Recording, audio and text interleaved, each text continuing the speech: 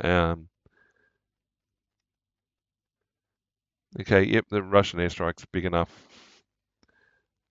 Uh, yeah, okay. So it's an Iskander. It's not an ICBM. It's an IRBM, if anything. I, or I mean, even a cruise missile.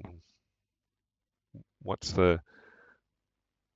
I don't think anyone's in denial that Russia struck the building and that there were missiles and Iskanders and Kinzhals and various drones. Don't. I don't see it. I mean, yeah. I mean, they're beating their chests about how good they were at not finding it, doing things. I don't know. I don't think so. I don't think so. I mean, the one there's one here that stands out, and it's because of the muddiness of reporting. There's been a lot of claims. I'm very cautious to accept the statements on this. Um, the Because of things like, oh, the Russians pulling gold fillings from the teeth of Ukrainians, when that turned out to be a Ukrainian dentist's personal stash. But the the correction to the salacious claims was a lot slower in coming. The Like there was also um, uh, I forget the name of the town, the, but this one, which still I disagree with the reporting on, where there were a number of civilians killed by the Russians as they were pulling out of the town as the Ukrainians approached. And apparently, the allegation was the Russians were using food drops or food supply to encourage the civilians into location and then killed them. The reason I don't buy that, particularly, I think it begins with a B. Forget the name of the town, but anyway, the reason I don't buy that argument is, well, yes, the dead civilians were found in the vicinity of Russian rations and food supplies that have been given to the population. All right, yes, but by and large, they were wearing the armbands that the Russians had requested that they wear to identify them as basically non-combatants or people willing to receive supplies from the Russians. But the allegation from Ukraine and Ukrainian supporters was that it was the Russians that killed them on purpose. When the first people in were probably the SBU or people who actually had incentive to kill people with Russian supplied materials, whether or not they knew they were civilians or not. Identified a target that is wearing an armband that's not a Ukrainian armband or one of the Ukrainian coloured armbands, and is carrying supplies that are clearly not supplied by Ukraine or allies, and targets them as a result. That, I think, is a more likely reason for what took place than the Russians bombing the town as they left. Um, I mean, they're both war crimes, but the narrative of one was allowed to run when, I mean, when the claims being made did not stand up to even cursory analysis. But no one's allowed to go in and have a look. No one's allowed to take a second look. And I had someone yelling at me not long ago that the Russians were responsible for it. And I'm like, really? And then once I'd sort of walked them through the incident, even based on the evidence that they'd provided, they realised the holes in their argument and were like, oh, but the Russians are still bad. Okay, well, there's no denying that bad things are going on. You don't need to escalate it with allegations that are unproven, because you're now ramping up the rhetoric for greater conflict, for greater violence, that, well, you identify, I mean, if it is your own side doing it, you should stop them doing it, because non-combatants are dying and suffering as a result. And it's not the first time that Ukrainian supporters have made a claim of military outcome that was later shown to be blatantly false. And the more times it happens, the less trust there is in claims that get made. So, or the more likely it is that what you're hearing is blatant propaganda. And people have sort of forgotten that war brings propaganda on all sides. So, it additionally, so yeah, it's saying that they bombed a pension delivery site. Okay, yep, it's potentially something that happened by the Russians, but I can also see, based on similar reports in the past, or similarly salacious reports in the past, that people are being very loose with the truth. Sadly, the people are dead. Someone killed them.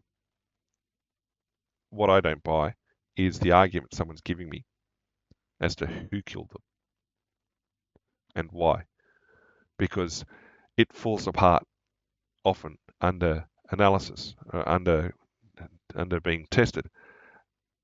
I haven't had the chance to test this yet, but you've already cried wolf several times.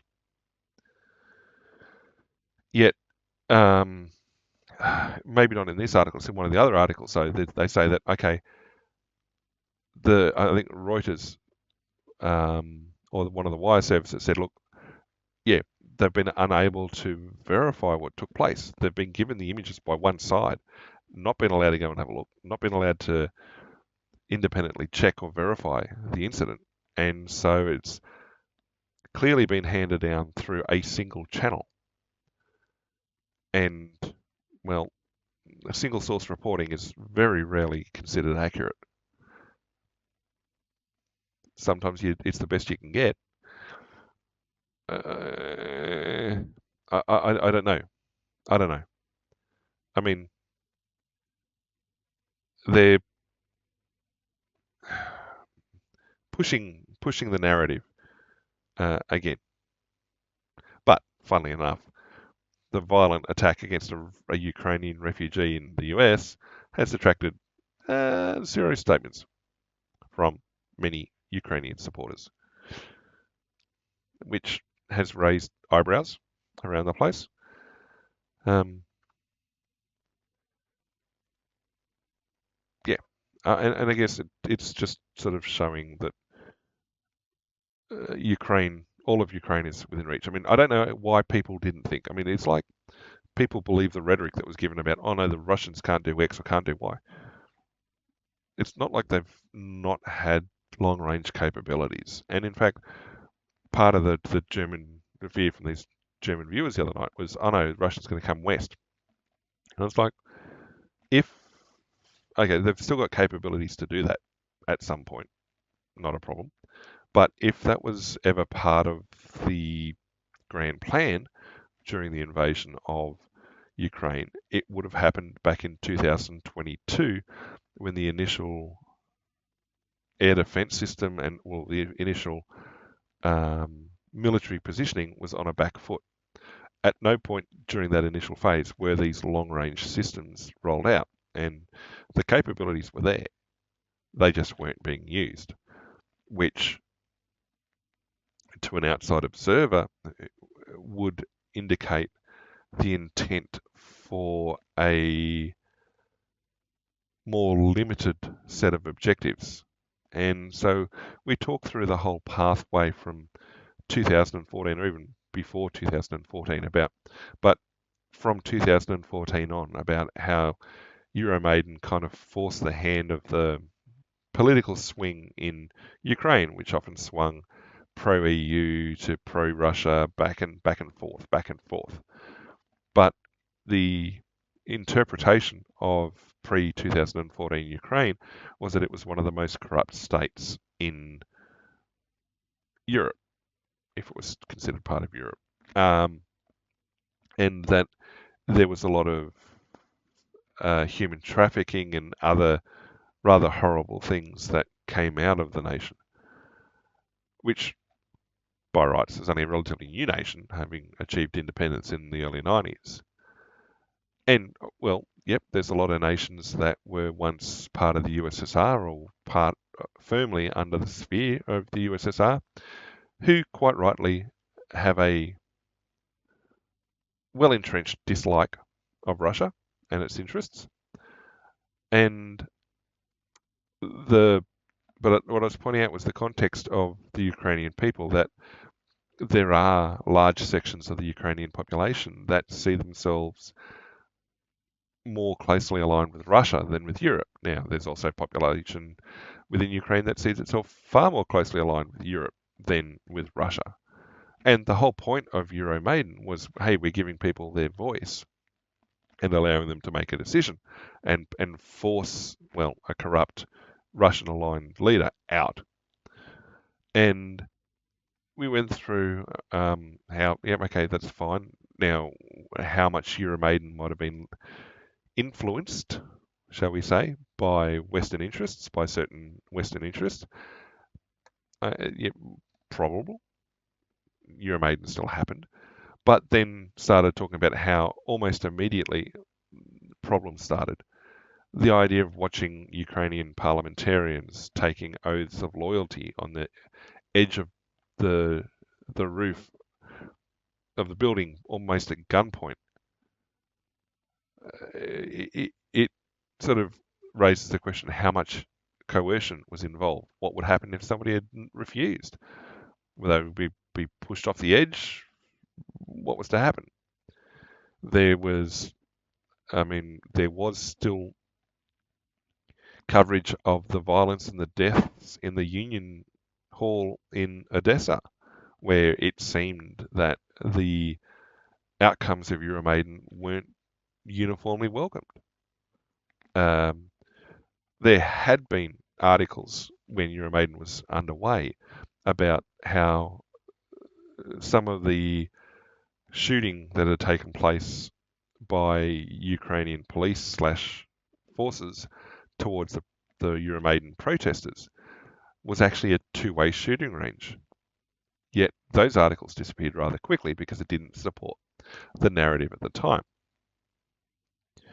And if we were to accept that Euromaidan was the will of the people that desired a closer ties to Europe, and that, yep, okay, that's fine, then we should also accept the will of the people in Eastern Ukraine, who saw themselves as more Russian or with closer ties to Russia, and that it was inconsistent to say we accept one group of people's attempts to form a national identity and direction, but deny another when they're from nominally the same nation, to indicate that, hey, maybe this push for closer European ties is not universally welcome within the nation. And so coming out of Euromaidan, when Luhansk and Donetsk basically went, look, we're not happy with those outcomes, we'd rather stick closer to Russia, thank you. It then led to basically a low-grade civil war from then on. There's obviously a lot of rhetoric that subsequent elections and votes and statements and stuff like that, well, from the Western side of things, there was like, well, no, they're invalid. Well, because to accept their validity would be to accept the validity of the position of those peoples. And you could then argue that the whole Euromaidan is invalid under the same process. But the attempts by Donetsk and Luhansk in particular to forge independence, to basically seek the protection of Russia, they declared their independence, and Russia went, okay, we acknowledge it. You're independent. We see you as an independent state. That didn't send shockwaves through Europe like it should have, or through the West like it should have, because you had a large neighbour quite willing to, and Putin gave them security guarantees at the time. Now, the idea of the green helmeted people being Russians, not being Russian, quite possible. I mean, were there troops coming across the border providing support? Again, quite possible. Certainly no different to a lot of actions that other nations did in Syria or Iraq or other places globally. But once Russia had acknowledged their attempt for independence, it was giving validity to the idea that these people didn't want the European alignment that the other part of the population did, and that because of the attacks against them since 2014, they were being militarily violently suppressed.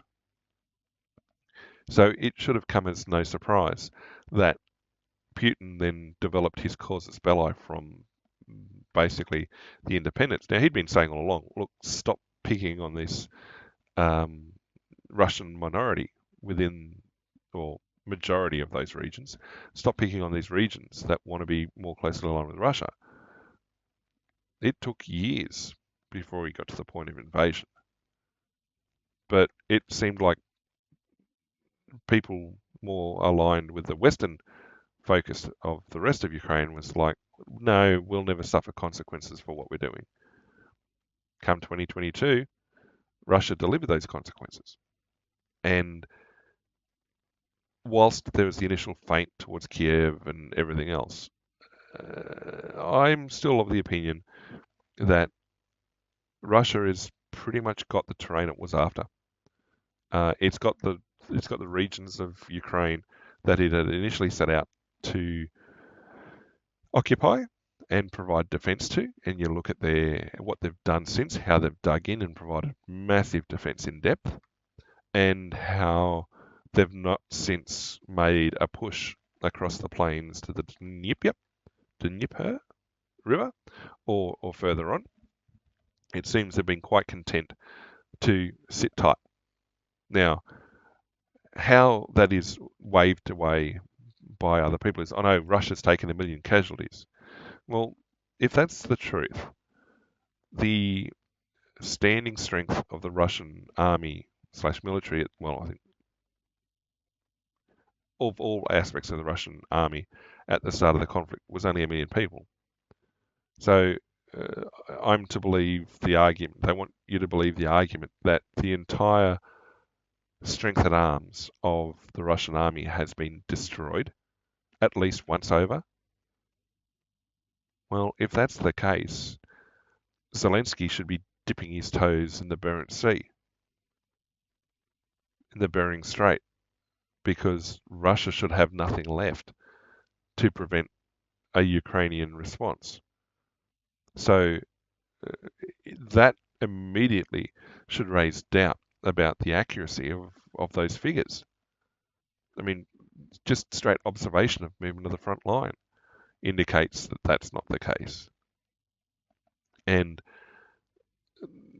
the reality is that, yep, there is a generation being bled into the soil of Ukraine, largely a generation of Ukrainians. Even if a peace agreement was to be reached immediately, I think the demographic damage to Ukraine has happened. It's going to take probably close to a century for it to recover, if at all. You look at the population histograms of the Ukrainian population, and you can see the damage to it in the last 3 years. both by people leaving the country as refugees, normally, or migrants, and the loss of those in conflict. There's a lot of damage that hasn't come to the fore yet. That hasn't been. It'll take years to show up. And for what? For what purpose? I mean, yep, okay, people are unhappy with what Russia did, but Russia was unhappy with what took place. And it's almost the Gaza-Israel problem. Every time you say, well, why did you do this? Well, I did this because they did that. Okay, you go and ask them, why did you do that? Oh, I did that because they did this. And you sort of walk this constant back and forth, back down time. At some point, you've got to draw a line in the mud or the sand and say, look, stop. Yes, clearly there's aggression and belligerence and all that stuff on both sides. But at some point, you've got to either accept the losses or find some other way to deal with it that's not military, because the populations cannot sustain the rate of loss. And I think as it continues to go on, the Ukrainian position gets weaker as more of the population's bled into the soil, and the supplied equipment isn't necessarily the great be-all and end-all that people are claiming. And I think that's also sent a shock through Western militaries as well, is that a lot of the equipment that was, maybe not openly, but sort of designed to take on the Russians, has not been as successful in application as people assumed.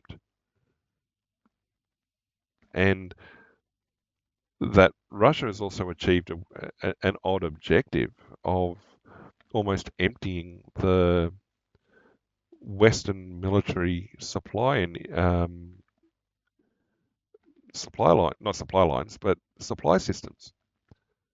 And people say, well, no, that weakens the Russians can run over us. Well, if they were going to do that, they would have done it 3 years previously. There's very little chance of them doing that now, unless there's a complete collapse of the Ukrainian front. Are you trying to tell me that the Ukrainian front is about to collapse? Well, possible. I still don't see the Russians running west. I don't see them wanting Kiev, based on what Putin said. And you can look at South Ossetia and see where Putin's, maybe people may not like him, but he's largely kept to what objectives he set to go and do. Which is why I think at the moment I don't see, I don't see Ukraine's position getting any stronger. I mean, rhetoric aside, arguments screaming otherwise, it doesn't help. Nope, doesn't help. They're articles that don't help. They're just to wind people up.